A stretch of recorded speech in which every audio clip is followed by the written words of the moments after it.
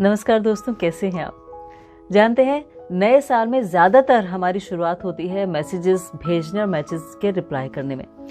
और यही मैंने भी कल किया, क्योंकि अगर आपने मैसेज पढ़ लिया और उस पर ब्लू टिक आ गया और आपने रिप्लाई नहीं किया तो बिल्कुल वैसे हो जाता है जैसे कि किसी हम शादी में गए और हम सेकंड दिए बिना लौट आए, तो सामने वाले को बहुत ख़राब लगता है। अब आप रह गए थे तो मैंने सोचा कि आपके साथ वैसे ही बातचीत कर ली जाए नए साल की शुरुआत पे। तो इसीलिए आपको नए साल की ढेरों शुभकामनाएं। उम्मीद है कि आप अपने इस साल को उन सब कामों में लगाएंगे जो आप करना चाहते थे।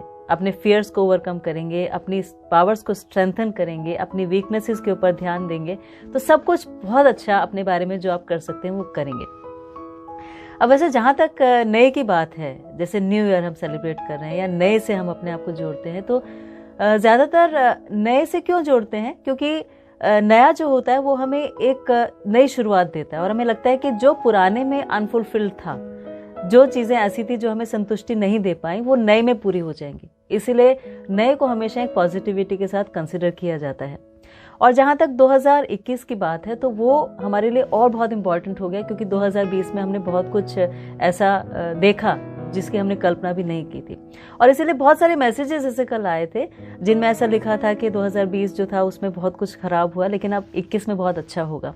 लेकिन मुझे लगता है कि 2020 जो था उससे हमें बहुत सारे लेसन्स मिले और वो ईयर ऑफ ग्रैटिट्यूड था कि हमें थैंकफुल होना चाहिए, हमें शुक्रगुजार होना चाहिए, क्योंकि उसने हमें बहुत कुछ सिखाया। अब बेशक हमारे पास रिजेंटमेंट के बहुत सारे कारण हैं, लेकिन सबसे बड़ी बात यह है कि आज मैं और आप आमने सामने बैठकर बात कर पा रहे हैं, हम जिंदा हैं, हमारी फोटो पर अभी भी हार नहीं चढ़ा, तो इससे बड़ी क्या बात होगी। बाकी सारी चीजें तो इसके आगे इमेटीरियल हो जाती हैं, क्योंकि हम दोबारा कमा भी लेंगे, हम वापस गैदरिंग्स भी में चले जाएंगे, या हम बाकी सब कुछ जो छूट गया था उसे कर लेंगे।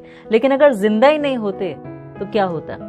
तो जैसे एक बार एक प्रोफेसर ने एक एग्जाम दिया बच्चों को और उनको कहा, उन्होंने एग्जामिनेशन पेपर में पता है क्या था, उसमें सिर्फ एक पूरा ब्लैंक शीट थी और उस पर एक डॉट बना हुआ था और स्टूडेंट्स को उस डॉट के बारे में लिखना था, मतलब उस पेपर के बारे में लिखना था।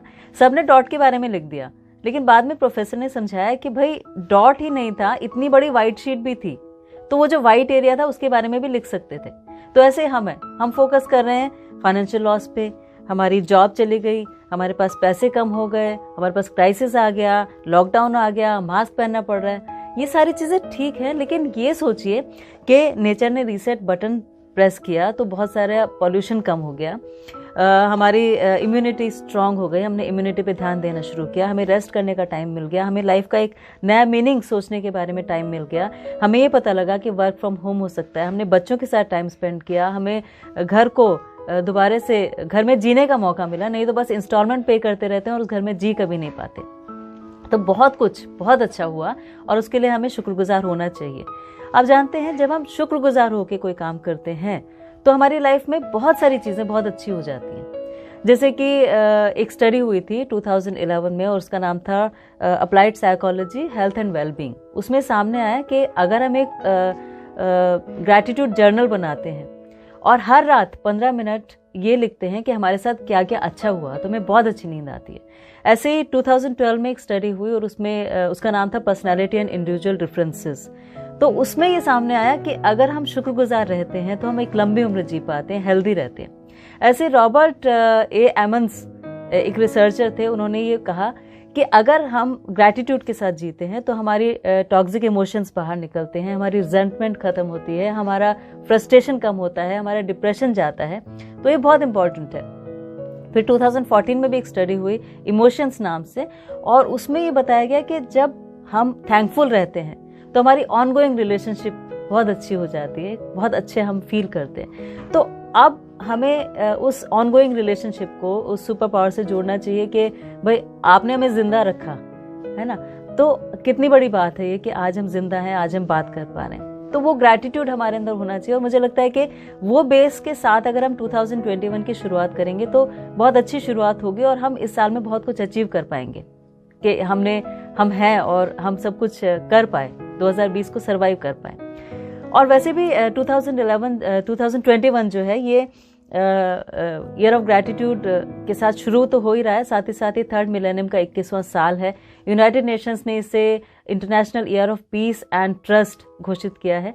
तो ट्रस्ट रखना नेचर पे, उस ऊपर वाले पे, हमारी सोसाइटी पे, हमारे जो लोग हैं उन पे, हमारे रिलेशंस पे बहुत ज़्यादा ज़रूरी है और उसी से हम पीसफुल रह पाते हैं। इसी साल को international year of fruits and vegetables भी घोषित किया गया है, ताकि हमें समझ में आए कि हमारी इम्यूनिटी के लिए जो जंक फूड है वो कितना हानिकारक है और हमें हेल्दी फूड पे कितना फोकस करना चाहिए। इसी साल को international year of child labour, abolition of child labour भी कहा गया। इसीलिए कहा गया क्योंकि शायद हमने 2020 में बच्चों से बहुत काम करवा लिया कि मेट्स नहीं आ रही तो बेचारे बच्चे जो हैं वो बहुत काम कर रहे थे घर पे, तो इनडायरेक्टली वो भी एक चाइल्ड लेबर हमारे लिए था। और इसी साल को international year of creative economy for sustainable development भी कहा जा रहा है। तो इतनी सारी चीज़ें हमें करनी है, लेकिन सब चीज़ों की शुरुआत ग्रैटिट्यूड से होनी चाहिए, इस जज्बे से होनी चाहिए कि जो कुछ हमारे पास है वो हमारे पास आज भी है, इसके लिए हम शुक्रगुजार हैं। तो उम्मीद है कि अब हम सेल्फ पिटी बिल्कुल नहीं करेंगे, ये नहीं कहेंगे हाय मेरे साथ ऐसा हो गया, हाय मेरी नौकरी चली गई, सब कुछ ठीक है, लेकिन सेल्फ पिटी से ग्रैटिट्यूड की यात्रा बहुत ज़रूरी है 2021 में। तो अपना बहुत ख्याल रखिएगा और इंटरनेट फैमिली की तरफ से आप सभी को नए वर्ष की ढेरों शुभकामनाएं।